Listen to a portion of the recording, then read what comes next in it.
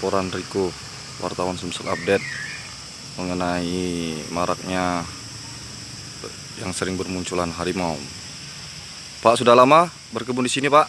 Sudah lama.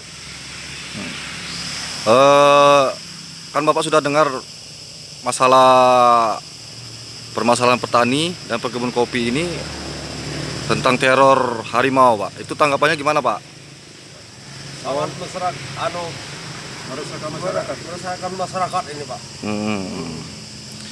Untuk supaya rasa aman itu tertanam di Bapak, itu gimana untuk pemerintah itu, Pak? Jadi kami tolong minta diantisipasi dari pemerintah ini provinsi, minta tolong diantisipasi kan. Kita ini kan ada Ini takut, anak-anak kami ini takut kan. Kami nak ke kebun takut juga kan. selain masalah rasa takut dengan harimau, kebun Bapak atau ada pencuri atau apa-apa gitu ya? Oh, masalah keamanan masih ini kami kan masih terkendali, cuman masalah harimau nih kami tak dia terkendali lagi ya. Jadi kami merasa takutnya.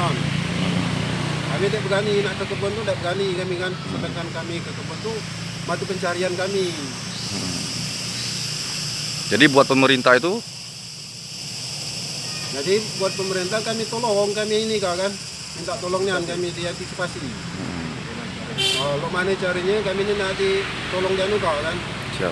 gara-gara teror harimau ni. Ya, makasih Pak ya.